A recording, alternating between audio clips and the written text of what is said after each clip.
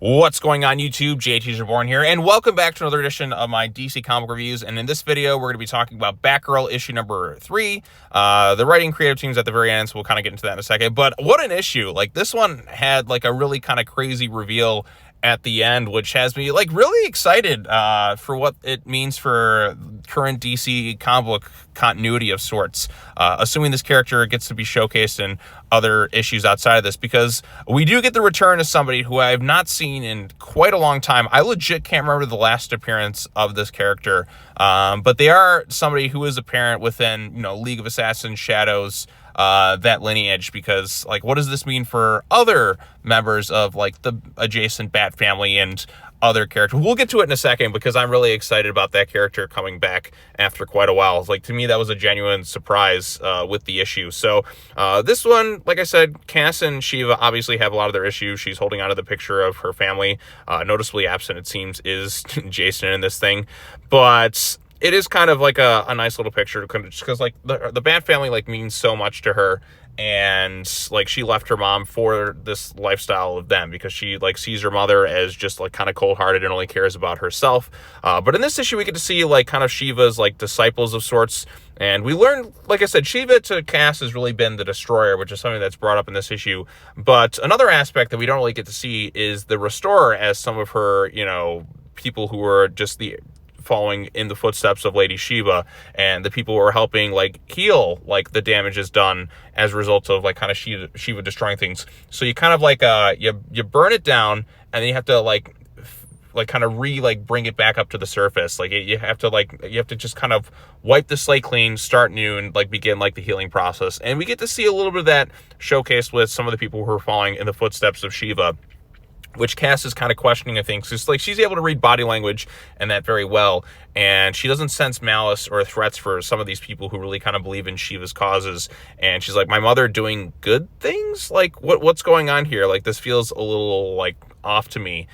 So it's all kind of going well, but then Cass sees members of the League of Shadows, and so she just goes like immediately right after them. And like I said, League of Shadows, not Assassins or Lazarus. And then we get this great sequence right here where it's just Cass fighting on a train. It's like done in like one continuous shot over the course of a couple pages right there.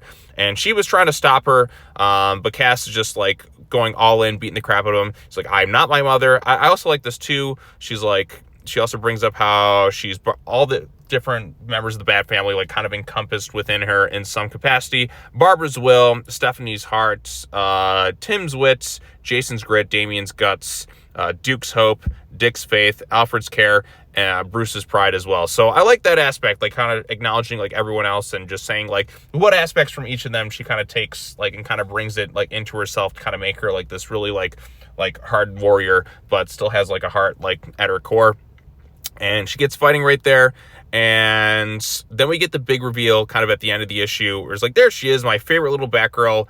And it's Nyssa Al Ghul, the other Al Ghul daughter, who has not been around in quite a long time. I'm not sure this guy is on the right here, but that looks like Angel Breaker. But Nyssa has not been in anything in so long. These threats, allies, and they're like, welcome to the Resistance, Batgirl. So Shiva is working with Nyssa, like, care to take a seat next to Mummy.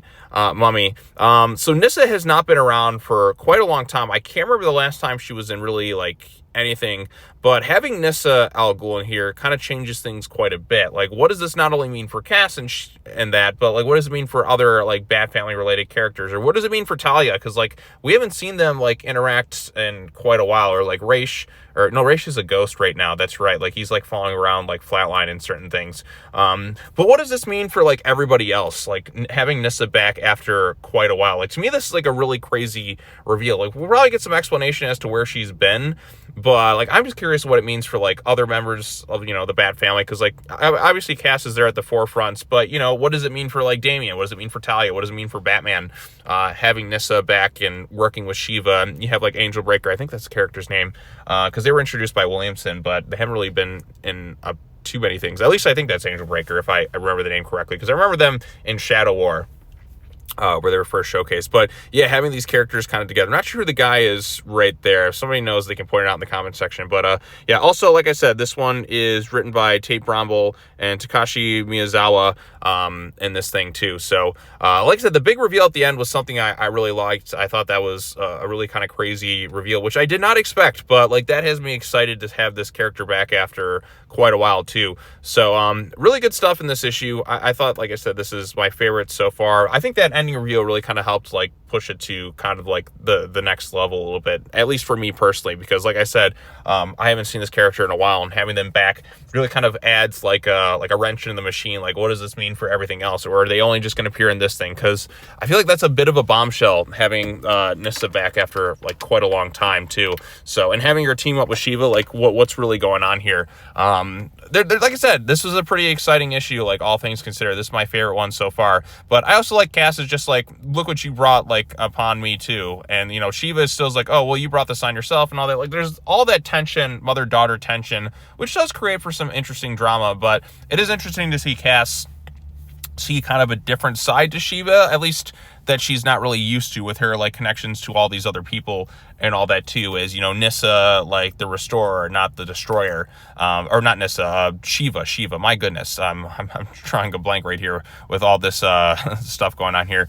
But yeah, so like I said, good stuff in this one, really good artwork. I think that sequence where it's just Cass in the train and bringing up like, you know, what the other Bat family members, like little like personality traits or characteristics of them that she kind of learns from them, but kind of brings that to like make kind of her like all come together to kind of make her own person, and you know why she's like, you know, Batgirl right now, like what all that kind of means to her. So like I said, I thought that was a really great moment for her as well. And like I said, having the reveal of Shiva at the end, like this has me excited. I'm genuinely excited, like for where Batgirl is. I know now I'm kind of like bummed it's only going to be 6 issues, unless it leads into something else too. So but yeah, if you're a Cass fan, I can't see why you wouldn't be enjoying this thing, unless it's stuff you've kind of felt like we've kind of covered many years ago.